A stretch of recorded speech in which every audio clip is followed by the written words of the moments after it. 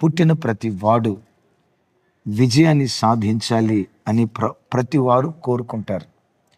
తెలివి కలిగినోడైనా, తెలివి లేనోడైనా, చదువుకున్నవాడైనా, చదువు లేనోడైనా విజేత కావాలి, విజయాన్ని సాధించాలి ప్రతి వ్యక్తి కోరుకుంటారు. ఎవడో ఓడిపోవాలని కోరుకోడు. ఒకవేళ ఎవరైనా నేను ఓడిపోవాలి అయ్యగారు, నేను గెలవకూడదు అయ్యగారు అని ఎవరైనా అన్నారంటే ఎర్రగడ్డ మెంటల్ హాస్పిటల్లో జాయిన్ చేయాల్సి వస్తుంది కదా. కొంచెం జ్ఞానం ఉన్న ప్రతి బిడ్డ నేను విజేత కావాలి అని కోరుకుంటారు. మన విజేతలం కావాలన్నా, జీవితంలో ప్రభు ద్వారా మనం ఏదైనా సాధించాలన్నా 3 దివ్యమైన లక్షణాలు ప్రభు పిల్లలుగా మనకు ఉండాలి. ఎలా పితరులు విజయాన్ని సాధించారు, ప్రభు ద్వారా ప్రతిఫలాన్ని పొందుకున్నారు, ఆ వర్తమానం ఇచ్చే ముందు ఆ శ్రేష్టమైన 3 లక్షణాలు. నంబర్ 1 ప్రవచన వాక్కు లేక విశ్వాస వాక్కు. నంబర్ 2 ప్రార్థన. నంబర్ 3 పట్టుదల. మరొకసారి గుర్తుకు చేయమంటారా? నంబర్ 1 ప్రవచన వాక్కు అనగా విశ్వాస వాక్కు. నంబర్ 2 ప్రార్థన. నంబర్ 3 మా రాజు మర్చిపోయాడు. నంబర్ 3 పట్టుదల. ఈ 3 శ్రేష్టమైన లక్షణాలు ఒక వ్యక్తి పుణికిపుచ్చుకోగలిగితే, ఈ 3 లక్షణాలు ఎవరు కలిగి దేవుని సన్నిధిలో బ్రతుకుతారో వాడు ఎడారిలో అడుగుపెట్టిన ఎడారి ఏదేనులాగా మార్చబడతాడు. ఆమేన్. చూడండి, అప్పటికి 3.5 సంవత్సరాలు ఇశ్రాయేలు దేశంలో వర్షమైనా, చినుకైనా, మంచైనా లేదు. కర్మేలు పర్వతం మీద ఉండి భక్తుడైన ఏలియా మాట్లాడిన మాటలు, చేసిన పనులు ఒకసారి చూడండి. రాజుల మొదటి గ్రంథం 18వ అధ్యాయం 41వ వచనం నుంచి 43వ వచనం వరకు చదువుచున్నా. పిమ్మట ఏలియా విస్తారమైన వర్షము వచ్చున్నట్లుగా ధ్వని పుట్టుచున్నది, నీవు పోయి భోజనము చేయుమని ఆహాబుతో చెప్పగా ఆహాబు భోజనం చేయబోయెను. గాని ఏలియా కర్మేలు పర్వతం మీదకి పోయి నేల మీద పడి ముఖము మోకాళ్ళ మధ్య ఉంచుకొనెను. తరువాత అతడు తన దాసుని పిలిచి నీవు పైకి పోయి సముద్రము వైపు చూడుమనగా వాడు మెరక ఎక్కి పారజూచి ఏమీయూ కనబడలేదనగా అతడు ఇంకా 7 మార్లు పోయి చూడుమని చెప్పెను. 7వ మారు అతడు చూచి అదిగో మనిషి చేయంత చిన్న మేఘము సముద్రము నుండి పైకి ఎక్కుచున్నదనెను. అప్పుడు ఏలియా, నీవు ఆహాబు దగ్గరకు పోయి నీవు వెళ్లకుండా వర్షము నిన్ను ఆపకుండునట్లు నీ రథము సిద్ధపరచుకొనమని పొమ్మని చెప్పుమని వానిని పంపెను.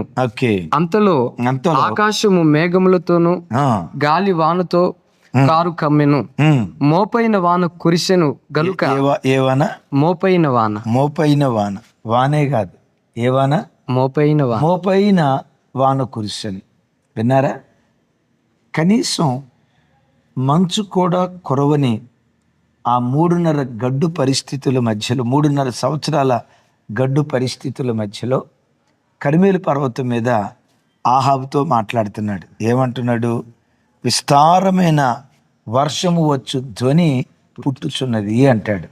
ఏమండి, ధ్వని అందరికీ వినపడిద్దా? సపరేట్గా ఒకరికే వినపడిద్దా?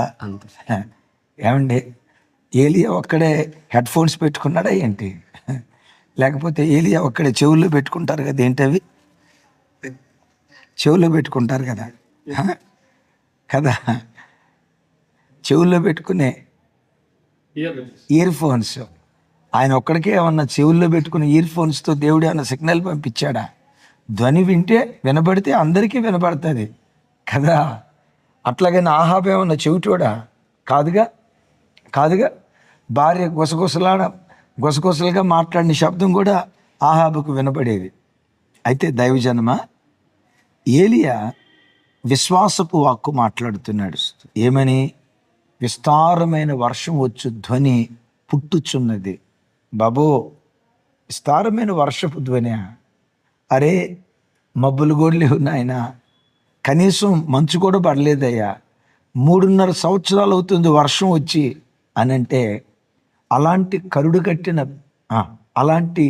కరుడుగట్టిన పరిస్థితుల మధ్యలో, అలాంటి ప్రతికూలతల మధ్యలో విశ్వాసపు వాక్కు ప్రవచనమెత్తి మాట్లాడుతున్నాడు. ఏమని? తుంపర్లు పడతాయని కాదు, జడివాన పడుతుందని కాదు, ఏదో ఒక మోస్తరు వర్షం పడుతుందని కాదు. ఏ వర్షం అన్నాడు రాజు? అనండి, అనండి ఒకసారి. విస్తారమైన వర్షపు ధ్వని పడుతూ ఉంది. ప్రభు బిడ్డలారా, ఈరోజు తినటానికి ముద్దన్నం లేదా? కట్టుకోవటానికి సరైన బట్ట లేదా? కనీసం నెల ఇంటద్దె కూడా కట్టుకోలేని దయనీయ స్థితిలో బ్రతుకుతున్నావా? కడుపును పుట్టిన పిల్లలకు కడుపు నిండా కనీసం ఒక ముద్ద కూడా పెట్టలేని దయనీయ స్థితిలో ఉన్నావా? ఏ నెల ఫీజు ఆ నెల, ఏ నెల అద్దె ఆ నెల కోసం ఏమంటారు, ఏ దినపు మన్నా ఆ దినమే ఎదురు చూడాలన్నట్లుగా ఈ నెలకు ఆ నెల ఎదురుచూపులు ఉన్నాయా? నిజమే, ప్రస్తుతం నీ చుట్టూత అలాంటి పరిస్థితే ఉంది. అలాగని ఆ పరిస్థితులను చూసి అయ్యో ఈ పరిస్థితి ఇది అని అనకుండా నువ్వు కూడా ప్రవచనం ఎత్తి మాట్లాడు. ఏమని? ఒకరోజు వస్తుంది, విస్తారంగా నా దేవుడు నన్ను దీవించబోతున్నాడు. ఒకరోజు వస్తుంది, చాచే నా చెయ్యి ఇచ్చే చెయ్యిగా దేవుడు మారుస్తాడు. ఒకరోజు వస్తుంది, తల దించిన చోటే నా దేవుడు నా తల పైకెత్తుతాడు. నోటితో పదే పదే విశ్వాసపు వాక్కు ప్రవచనమెత్తి మాట్లాడు, నీవన్నట్లే జరిగించును గాక. దావీదు గొర్రెల కాపరిగా గొర్రెల మధ్యలో తిరిగేటప్పుడు అంటాడు చివరిలో, 23వ కీర్తనలో ఏమంటాడంటే, నా బ్రతుకు దినములన్నిట కృప క్షేమములే నా వెంట వస్తాయి. ఏమన్నాడు? ఈ ఒక్కరోజు కాదు, ఈ భూమి మీద నేను ఎంతకాలం బ్రతుకుతానో నా బ్రతుకు దినములన్నిట కృపాక్షేమాలే నా వెంట వస్తాయి అని అంటాడు. ఒకసారి మీరు ఆలోచించండి, అరణ్యంలో తిరిగేవాడు అంట వేట కుక్కలు పడ్డాయి అని రాయాల, సింహాలు ఎంటబడ్డాయి అని రాయాల, తోడేళ్ళు ఎంటబడ్డాయి అని రాయాల, ఎలుగుబంట్లు ఎంటబడ్డాయి అని రాయాల. వాస్తవంగా ఎంటబడ్డాయి అని పద్దాకల వాటి గురించి తాను మాట్లాడాల. ఏమంటాడు? నా బ్రతుకు దినములన్నిట కృప క్షేమాలే అన్నాడు కదా. తన నోటు నుంచి ఆ మాట అన్నట్లుగానే దావీదు బ్రతుకులో కృప క్షేమం దావీదును వెంబడించింది. కృప వలన సింహాసనం స్థిరపరచబడింది. దావీదు సింహాసనం ఎక్కాడా లేదా? ఎక్కిన తర్వాత క్షేమాన్ని అనుభవించాడు, క్షేమాన్ని అనుభవించలా. నీవు కూడా నోరు తెరిచి ప్రవచనం ఎత్తి పదే విస్తారంగా నా ప్రభు నన్ను దీవించబోతున్నాడు, నా పిల్లలను విస్తారంగా దీవించబోతున్నాడు, ఆకాశపు వాకిళ్ళు దేవుడు విప్పబోతున్నాడు. ఆ ధ్వని నేను వింటున్నా. ఇప్పుడు వింటున్నావు కదా ఆ ధ్వని నేను వింటున్నా అని విశ్వాసంతో ప్రవచనం ఎత్తి పదే మాట్లాడు. నీవన్నట్టే దేవుడు జరిగించునుగాక. ఓసారి అవిశ్వాసపు మాటలో అవిశ్వాసపు వాక్కులు ఏం చేస్తాయో నా జీవితంలో జరిగిన ఒక సిచ్యువేషన్ చెప్తాను. మన చర్చికి వచ్చి ఎబినేజర్ అని ఉన్నాడు కదా, అన్నోళ్ళది హౌస్ డెడికేషన్. ఆ హౌస్ డెడికేషన్కి వెళ్ళాం. ఇది నాకు తెలిసి 2005-06 ఆ ప్రాంతంలో, మేబీ 2004 ఆ ప్రాంతంలో. సాయంత్రం హౌస్ డెడికేషన్. మేము ఆ హౌస్ డెడికేషన్కి వెళ్ళామని తెలిసిన వెంటనే వాళ్ళ చెల్లెళ్ళు, వాళ్ళ తమ్ముళ్ళు అందరూ పరిగెత్తుకుంటూ వచ్చారు. అన్నొచ్చారని. వాళ్ళ పెద్ద చెల్లి ఒక ఆవిడ ఉంది. ఆవిడ నా దగ్గరకు వచ్చి పరిగెత్తుకుంటూ నా దగ్గరకు వచ్చి ముఖంలో ముఖం పెట్టి, అన్నయ్య ప్రైజ్లాడు అన్నయ్య అంది. నేను కూడా ఆ వైపు ప్రైజ్లాడు చెప్దామని ఆ వైపు చూస్తే ఆమెకు ఆల్రెడీ కళ్ళకు వచ్చినట్టుంది. ఆ అదే కళ్ళు వచ్చినాయి అంటారు కదా, మన తెలంగాణలో కళ్ళు వచ్చినాయి అంటారు. అంటే అంత మునుపు లేవు. తెలంగాణలో మన తెలంగాణలో, ఆంధ్రలోనైతే కళ్ళక అంటారు, ఇక్కడైతే కళ్ళు వచ్చినాయి అంటారు మన ఈ ప్రాంతాల్లో. సరే ఆ తల్లికి కళ్ళకు వచ్చింది. ఆ తల్లి ఏం చేసింది, నా ఎదురుగా వచ్చి అన్నయ్య ప్రైజ్లాడ్ అన్నయ్య అని ఇట్లా అంది. నేను ఆ వైపు చూసేసరికి వెంటనే నాకు ఏం డౌట్ వచ్చిందో తెలుసా, ఏమో కళ్ళల్లో కళ్ళు పెట్టి వందనాలు కనుక ఏమో వైపు కనుక చూస్తే నాకు కళ్ళకు వచ్చింది అని ఎందుకో లోపటి నుంచి ఆలోచన వచ్చి నేనేం చేశాను తెలుసా, అమ్మ ప్రైజ్లాడ్ అమ్మ అన్న. తలగా ఇటు తిప్పి చేతులు ఇటు తిప్పాను. ఆవిడ ఎంత గొప్పదో చూడండి. అటు నుంచి ఇటు తిరిగి వచ్చింది. ఇటు తిరిగి వచ్చి అన్నయ్య ప్రైజ్లాడు అన్నయ్య అంది. నేను మరలా ఇటు తిరిగాను, అమ్మ ప్రైజ్లాడు అమ్మ అన్న. ఆమె ఎంత ముడిదో చూడండి. మరలా ఇటు తిరిగి వచ్చింది. ఇటు తిరిగి వచ్చి అన్నయ్య ప్రైజ్లాడు అన్నయ్య అంది. ఏమో నేను అటు తిరిగితే అటు వస్తుంది, ఇటు తిరిగితే ఇటు వస్తుందని నేను తెలివిగా ఏం చేశాను తెలుసా, రెండు కళ్ళు మూసుకొని అమ్మ ప్రైజ్లాడు అమ్మ అన్న. కళ్ళు తెరిస్తే నాకు వస్తాయి అని అనుకుంటా కళ్ళు మూసుకొని ప్రైజ్లాడు అమ్మ అన్న, ప్రైజ్లాడు అన్నయ్య అంది. ఒక నిమిషం సేపు అట్లాగే కళ్ళు మూసా, వెళ్ళిపోయి ఉంటుంది అనుకున్నా. కళ్ళు తెరిచి చూస్తే ఎదురుగానే నిలబడి అన్నయ్య ప్రైజ్లాడు అన్నయ్య అంది. నాకు వస్తుందేమో అని అనుకొని సరేలేమ్మ ప్రైజ్లాడు అని చెప్పి హౌస్ డెడికేషన్కి వెళ్ళాం. 10:30, 11 దాకా ప్రార్థన నడిచింది. భోజనాలు చేసుకున్నాం. 12 ఆ ప్రాంతంలో ఫెయిత్ వంకి వెళ్ళాం. 4:30కి ఎర్లీ మార్నింగ్ ప్రార్థనకి లెగుచుదామని చెప్పి ఆ కప్పుకొని దుప్పటిట్లా అని కళ్ళు తెరిద్దామని చూస్తే కళ్ళు తెరుచుకోట్లా. రాత్రికి రాత్రి ఎవరో ఫెవికాల్తో అంటించినట్లుగా రెప్పలు మూసుకుపోయినాయి. వెంటనే నాకు గుర్తొచ్చింది, ప్రభా నా కళ్ళకు వచ్చిందయ్యా అని అన్న. అంటాడు, నీకు రాలేదురా, నువ్వు తెచ్చుకున్నావు. ప్రభా నా కళ్ళకి విన్నారా, ప్రభా నా కళ్ళకు వచ్చింది అయ్యి అంటే దేవుడు అంటాడు, రాలేదురా నువ్వు తెచ్చుకున్నావు. నేను ఎట్లా తెచ్చుకున్నాను ప్రభా, అవిశ్వాసపు ఆలోచన. నాకు వస్తుందేమో, సరే జాగ్రత్త తీసుకోవటం మంచిదే, కానీ ఆవిడ వైపు చూసినప్పుడల్లా నాకు వస్తుందేమో. యోబు కూడా అంట దారిని వెళ్ళేటప్పుడు ఎవడో ఒంటికి గజ్జి వచ్చినోడు ఆ గజ్జి వచ్చి ఎట్లా అనుకుంటా ఉంటే యోబు ఆయన చూసి అనుకున్నాడంట, నాకు కూడా వస్తుందేమో అంటాడు కదా. ఏది జరుగునని నేను భయపడుతునో అదే నాకు సంభవించను అంటాడు. ప్రభు బిడ్డలారా, విచిత్రం చూడండి. ఆడికెవడికో గజ్జి వచ్చింది, వాడిని చూసి నాకు వస్తుందేమో. విన్నారా, దాన్ని ఏమంటారంటే అవిశ్వాసపు ఆలోచన. వర్షం కూడా లేని రోజులు 3.5 సంవత్సరాలు అవుతుంది. అలాంటి దినాల్లో ఏమంటారు, విస్తారమైన వర్షం వచ్చి ధ్వని పడుతూ ఉంది. నా ప్రభు బిడ్డలారా, నీ చెవులతో విను.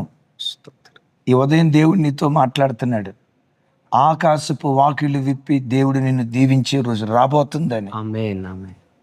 అన్ని జనులలో ఆయన మహోన్నతుడని పిలువబడినట్లుగా ఆయన నామ ఘనత కొరకై నీ కుటుంబాన్ని ఒక వేడుకగా నిలవబెడతాడని విశ్వసించు. విస్తారమైన ఆశీర్వాదపు ధ్వని నాకు వినబడుతుందని ప్రభుని స్తుతిస్తూ ఉండు. విశ్వాసమే నీ విజయ సాధనంగా దేవుడు మారుస్తాడు. ఆమేన్.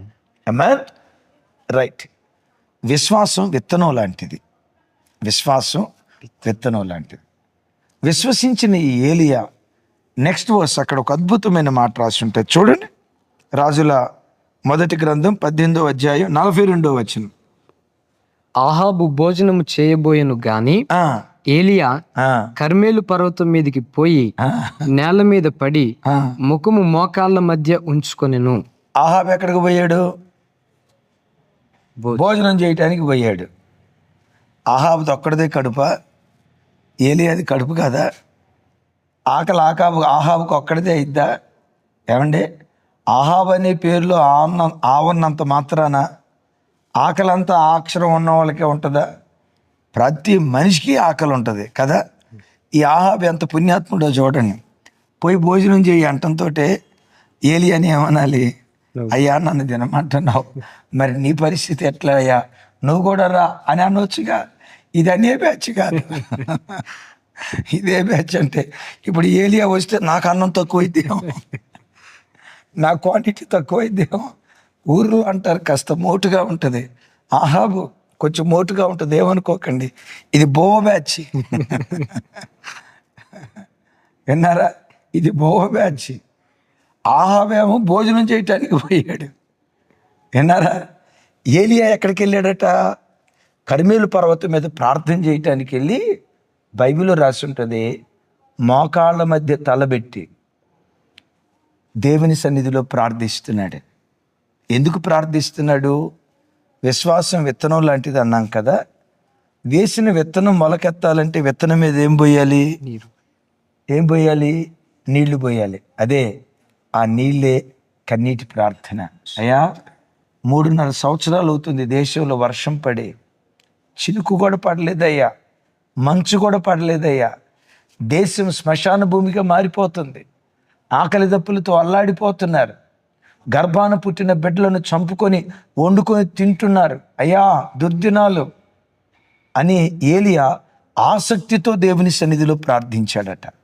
నా ప్రభు బిడ్డలరా, మీకు ఒక మర్మయుక్తమైన మాట చెప్తాను. ఈ ఆహాబు గురించి మనం విన్నాం. ఆహాబు భోజనం చేయటానికి వెళ్ళాడు, ఏలియా ప్రార్థన చేయటానికి వెళ్ళాడు. మన ఆరాధ్య దైవం యేసుక్రీస్తు వారి గురించి కూడా ఓ మాట మీకు జ్ఞాపకం చేసి మీతో పంచుకుంటాను.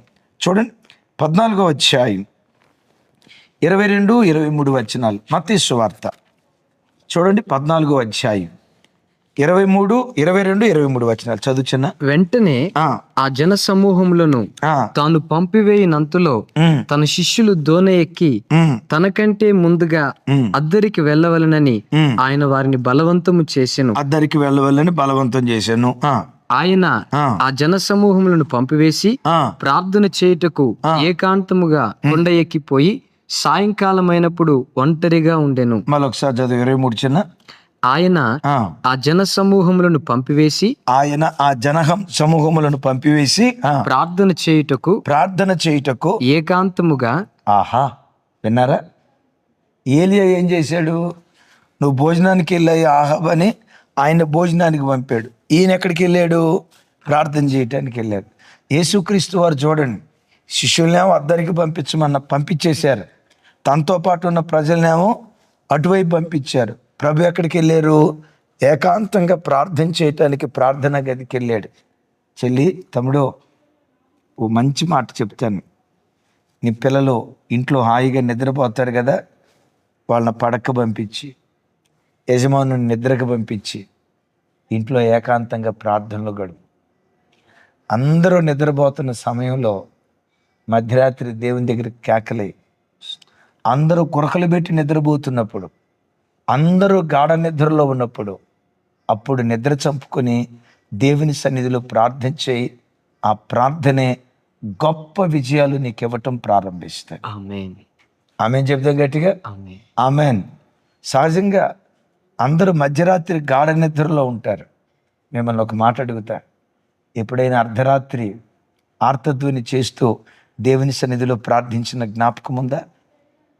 అందరూ గాఢ నిద్రలో ఉంటుండగా, అందరూ గాఢ నిద్రలో ఉన్న ఆ గాఢాంధకారపు రాత్రి నిద్ర చంపుకొని మధ్యరాత్రి వేళ పౌలు శీల చెరసాలలో దేవుని స్తుతించినట్లుగా మధ్యరాత్రి దేవుని స్తుతించిన అనుభవం నీకుందా? ప్రార్థనే నీ విజయ రహస్యం. అందరూ ప్రత్యేకంగా హైదరాబాద్ వాళ్ళు ఉన్నారు. హైదరాబాద్ వాళ్ళకి బాగా గాఢ నిద్ర పట్టేది ఎప్పుడయ్యంటే తెల్లవారుజామున. ఎందుకంటే వాళ్ళు రాత్రి అంతా ఏ సెల్ ఫోన్తోనో లేకపోతే డ్యూటీలోనో అలసిపోయి ఇంటికి వచ్చి 1 గంట 1:30 దాకా సోషల్ మీడియాతో గడిపి 1 గంట 2 నిద్రపోతారు. మంచి గాఢ నిద్ర పట్టేది ఎప్పుడయ్యంటే 4-5 ఆ ప్రాంతంలో. అందరూ గాఢ నిద్రపోయి ఆ గడియలో దేవుని సన్నిధిలో మేలుకొని ప్రార్థించాయి. కర్మేలు పర్వతం మీద మోకాళ్ళ మధ్యలో తన తల ఉంచి దేవుని సన్నిధిలో ప్రార్థించాడు. రైట్? ప్రవచన వాక్కు, విశ్వాసపు వాక్కు, ప్రవచన వాక్కు నంబర్ 1. రెండవది ప్రార్థన. మూడవది, ప్రార్థన చేసిన వెంటనే ఏం కార్యం జరగల అంటాడు. పనివాడిని పిలిచి, తనతో పాటు ఉన్న సేవకుడిని పిలిచి, ఒకసారి సముద్రం వైపు చూడు, కర్మేలు పర్వతానికి అటువైపు మధ్యధరా సముద్రం ఉంటుంది, మధ్యధరా సముద్రం వైపు చూడు అన్నాడు. ప్రార్థన చేశాడు. ఈ లోపు వచ్చాడు. ఏమన్నా కనపడిందా అన్నాడు.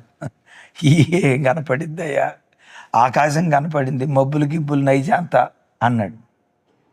సరే మరలా మోకరించాడు, ప్రార్థన చేశాడు, పిలిచాడు. ఏమైనా కనపడిందా? కనపడింది, ఇందాక కనపడింది, ఇంకేం మార్పు లేదు అన్నట్లుగా నిర్లిప్తంగా చూశాడు. మూడోసారి ప్రార్థన చేశాడు, మరలా పిలిచాడు. ఏమన్నా కనపడిందా? మీకు కనపడదు, ఏమీ కనపడలేదు అన్నాడు. నాలుగోసారి ప్రార్థన చేశాడు. ఐదోసారి, ఆరోసారి ప్రార్థన చేసేటప్పుడు మరలా పిలిచాడు. ఏమన్నా కనపడిందా? కనపడలేదంట. ఆయన కూడా అంతే అన్నాడు, ఏమి కనపడలేదు అయ్యా అన్నాడు. ఇప్పుడు 6 సార్లు కనపడకపోయేసరికి నా ప్రార్థన దేవుడు వినలా అని అనుకున్నాడా? ఎంత ప్రార్థన చేసినా ఇంతేలే అని అనుకున్నాడా? చుట్టూతా ఎండిన నేలను చూసి 3.5 సంవత్సరాల నుంచి పడని వర్షం ఎంత ప్రార్థన చేసినా ఇప్పుడు పడతాదా అని కృంగిపోయాడా? లేదు. మరలా 7వసారి ప్రార్థన చేస్తున్నాడు. ఎన్నోసారి చెప్పండి? 7వసారి మరలా ప్రార్థన చేయటం ప్రారంభించాడు. ఎప్పుడైతే 7వసారి ప్రార్థన చేయటం ప్రారంభించాడో మరలా పిలిచాడు. ఏమన్నా కనపడిందా అన్నాడు. ఏం కనపడింది? మనిషి హస్తం కనపడిందయ్యా. ఏం కనపడింది? ఆకాశంలో మానవ హస్తం అంత చిన్న మేఘం. ఎంత? దేవుని హస్తం అంత మేఘం కాదు. ఎంత హస్తం? మానవ హస్తం ఎంత ఉంటుంది కదా? మానవ హస్తం అంత చిన్న మేఘం కనపడితే ఇప్పుడు అంటాడు, ఆహాబుతో చెప్పు మోపైన వర్షం రాబోతుందని. విన్నారా? ఆహాబుతో చెప్పు మోపైన వర్షం రాబోతుందని. నేను అనుకుంటా తన తోటి సేవకుడు, తన పనివాడు అని ఉంటాడు. ఏ మనసులో అనుకొని ఉంటాడు, అయ్యా ఆ మాట ఏదో నువ్వు వచ్చి చెప్పయ్యా, ఆడ కనపడుతుందేమో మానవ హస్తం అంతా చిన్న మేఘం. ఏ వర్షం వస్తుందంట? చెప్పండి. మోపైన వర్షం వస్తుంది అంటున్నావు. ఒకవేళ రాకపోతే చెప్పి నువ్వు బాగానే ఉంటావు. నీకు ఆయనకి మధ్యవర్తిగా ఉన్న నాకు మెడ మీద తలకాయ తీసేస్తాడు, నా వల్ల కాదు అని అనుకున్నాడు. ఏమో భయపడి ఉంటాడు. వెళ్ళి ఆహాబుతో చెప్పు మోపైన వర్షం రాబోతుంది. దైవజనమా 7 మార్లు ప్రార్థించాడు. ఇక్కడ 7 అంటంతో కొంతమంది మనోళ్ళు 7 వారాల ప్రార్థన, 7 శుక్రవారాల ప్రార్థన. ఓ తల్లి వచ్చింది, అయ్యగారు చర్చికి 7 ఆదివారాలు వస్తే అద్భుతం జరిగిద్దా అని అంది. విన్నారా? ఎందుకమ్మా 7 అని అట్లా చెప్తున్నారు? ఏలియా కర్మేలు పర్వతం మీద 7 సార్లు ప్రార్థన చేశాడుగా. ఆ నయమాను కూడా 7 సార్లు మునిగాడు కదా అని ఆ 7 ఈ 7 కలుపుతున్నారు. అందుకనే చాలామంది క్రైస్తవులు బ్రతుకులు ఏడుపుతో మిండుకుంటా ఉన్నాయి. ఏడుపు ఆ 7 సంపూర్ణతకు గుర్తు. పట్టుదల అనేది 7 సార్లు ప్రయత్నం చేస్తే సక్సెస్ అయితే ఓకే, సక్సెస్ కాకపోతే వదిలేద్దాం అనేది కాదు. పట్టుదల అనేది ఎలాంటిది? సాధించే వరకు పోరాట పటిమ కలిగి ఉండటమే పట్టుదల. ఒకసారి ప్రార్థన చేశాడు, 2 సార్లు 7 సార్లు ప్రార్థన చేశాడు, జరగకపోతే 7వసారి నిష్క్రమిస్తే దాన్ని ఎట్లా పట్టుదల అంటారు? 7 దేనికి గుర్తు? సంపూర్ణతకు గుర్తు. క్రైస్తవ జనమా, ఏదైనా ఒక విషయం కొరకు నువ్వు ప్రార్థన చేయటం ప్రారంభిస్తే దాన్ని సాధించే వరకు దేవుని దగ్గర పెనుగులాడు. దానికి జవాబు వచ్చే వరకు దేవుని సన్నిధిలో పట్టుదలతో దేవుని సన్నిధిలో ప్రార్థన చేస్తురా. ప్రార్థన చేయటం నీ పని, పట్టుదలతో దేవుని దగ్గర మొరపెట్టడం నీ పని, కార్యాలు చేయటం దేవుని పని. పటాన్ చెరువు పరిచర్య ఇప్పుడు రేపు 5వ తారీఖు మనం ప్రారంభించబోతున్నాం కదా రాజు. పటాన్ చెరువు పరిచర్యకి 2-3 రోజుల క్రితమే ప్రార్థన చేసామా? చాలా సంవత్సరాలు బట్టి ప్రార్థన చేస్తున్నామా? ఉపవాస ప్రార్థనలో మనం చేసాం కదా. ఎన్నో సంవత్సరాలు బట్టి హైదరాబాద్కి 4 మూలల 4 మందిరాలు ఉండాలి. ఉప్పల్లో ఉంది, సూరారంలో ఉంది, ఇప్పుడు పటాన్ చెరువు కోసం సుమారుగా 6-7 సంవత్సరాల నుంచి ప్రార్థన చేస్తూ వచ్చు. 6 సంవత్సరాల తర్వాత దేవుడు ఇప్పుడు ద్వారం తెరిచాడు. ఇప్పుడు మీరు అనొచ్చు, అన్న 6 తర్వాత 7 కదా, అందుకని దేవుడు ద్వారం తెరిచాడా అని అనుకునేరు కాక. నో, ఒకవేళ 7వ సంవత్సరం ద్వారం తెరవలేదు అనుకో, 8వ సంవత్సరం చేస్తాం. 8 తెరవకపోతే 9 కూడా తెరవకపోతే 10 కూడా తెరవకపోతే ఒక్క మాట చెప్తాను, ప్రాణం పోయి ఆఖరి క్షణం వరకు ప్రార్థనలో మనం పోరాడాల్సిందే. ఆమేన్. ఈ 3 లక్షణాలు నీ జీవితంలో ఉంటే, నంబర్ 1 ప్రవచన వాక్కు. ఏ వాక్కు? ప్రవచన వాక్కు. నంబర్ 2 ప్రార్థన. ప్రార్థన. నంబర్ 3 పట్టుదల. ఈ 3 నీ విజయ రహస్యాలు. ఎప్పుడు నోటితో ఎవరిని శపించుకో, నిన్ను నువ్వు శపించుకోకు. నిన్ను గూర్చి నువ్వు అనుకునేటప్పుడు, యెహోవా చేత ఆశీర్వదించబడిన వాడను నేను. ఎవరిని? యెహోవా చేత చెప్పాలి. యేసు రక్తముతో కడగబడిన నేను యెహోవా చేత ఆశీర్వదించబడిన వాడిని. మనోళ్ళు కొంతమంది ప్రతి దానికి నా కర్మ, నా తలరాత, నాలాంటి పుట్టేం ఉపయోగం, నేను చచ్చిపోతే బాగుండు, ప్రతి దానికి నేను శాపగ్రస్తుని. నిన్ను నువ్వు శపించుకోకు. దేవుడు నిన్ను ఆశీర్వాదానికే పిలవాల, ఆశీర్వాదానికి వారసుడిగా దేవుడు మార్చాడు. ఈ 3 శ్రేష్టమైన గుణాలు పట్టుకో. యేసు నామం పేరిట రాగల కాలంలో ఓ గొప్ప విజేతగా నా దేవుడు నిన్ను నిలవబెట్టునుగా. ఆమేన్. ఆమేన్. రాజన్న ప్రార్థన చేస్తారు, అందరం ప్రార్థనలో ఏకీభవించుతాం. మహోన్నతుడా, జీవాధిపతి, కృపగల తండ్రి, మీకు వందనాలు యేసయ్యా. గడిచిన రాత్రి కాలం అంతా మీ కృపలో మమ్మల్ని భద్రపరిచి మరో నూతన దినాన్ని దయా కిరీటంగా మీరు మాకు అనుగ్రహించినందుకు స్తోత్రం. అవును ప్రభు. ఈ రోజును చూడలేక అనేక మంది కాలగర్భంలో కలిసిపోయారయ్యా. అవునయ్యా. మేము బ్రతుకున్నామంటే కేవలం మీ కృపే స్వామి. అవును నాయనా. అయినా ఈ ఉదయకాలపు వేళ మీ సన్నిధిలో మీ వాక్యం ద్వారా మాతో మీరు మాట్లాడినందుకు మీకు స్తోత్రం. ఈ వాక్యం విన్న ప్రతి బిడ్డ కొరకు మీ సన్నిధిలో ప్రార్థన చేస్తున్నాం. అయినా మా హృదయపు నిండా విశ్వాసాన్ని మీరు కలుగజేయమని ప్రార్థిస్తున్నాం. ఏ రోజు ఏ గడియలో కూడా అవిశ్వాసపు ఆలోచన కూడా మాలో రాకూడదయ్యా. ప్రతి క్షణం దేవుడు తప్పకుండా నన్ను గెలిపిస్తాడు, తప్పకుండా నా కుటుంబాన్ని ఆశీర్వదిస్తాడన్న ఆ విశ్వాసం కలిగి బ్రతుకున్నట్లుగా కృప చూపించు. ఏలియా గారు మీ సన్నిధిలో ప్రార్థన చేసినట్లుగా దేవా, ఈ వాక్యం విన్న మేమందరము కూడా కన్నీళ్లతో మీ సన్నిధిలో ప్రార్థన చేయనట్లుగా ఏలియా గారికి ఇచ్చిన ఆసక్తి కలిగిన ప్రార్థనాత్మతో మా ఒక్కొక్కరిని మీరు అభిషేకించమని ప్రార్థిస్తున్నాం. అయినా తాను పట్టు విడవకుండా మీ సన్నిధిలో ప్రార్థన చేసినట్లుగా దేవా, ఆ పట్టుదల కలిగిన ప్రార్థనాత్మ మీరు మాకు అనుగ్రహించయ్యా. కొన్నిసార్లు నైనా పట్టుదల కోల్పోయి దేవుడు ఇంకా మా ప్రార్థనకు జవాబు ఇవ్వడం లేదని కొన్నిసార్లు సనుగుతున్నట్టుగా మా బ్రతుకు దినాల్లో మేము చూస్తున్నాం. ఈరోజు మీరు మాతో మాట్లాడారు. మా బ్రతుకులో దేవా, మా ప్రార్థనకు జవాబు వచ్చేంత వరకు, మేము విజయం పొందుకునేంత వరకు పట్టుదలతో మీ సన్నిధిలో ప్రార్థన చేయనట్లుగా మా ఒక్కొక్కరిని మీరు పురికొల్పినందుకు స్తోత్రం. ఆ ప్రార్థనాత్మతో మీరు అభిషేకించినందుకు స్తోత్రం. ఈ దినమంతా మా ప్రియులు చేస్తున్న ఉద్యోగాలు, వ్యాపారాలు, చేతి పనులు యేసు నామంలో మీరు ఆశీర్వదించండి. అయినా ఈ దినమంతా చెట్టుకు మంచు తోడై ఉన్నట్లుగా మీ సన్నిధి తోడుగా ఉంచి మహిమ మీరు పొందుకొనమని యేసు నామంలో ప్రార్థించి పొంది ఉన్నాము తండ్రి.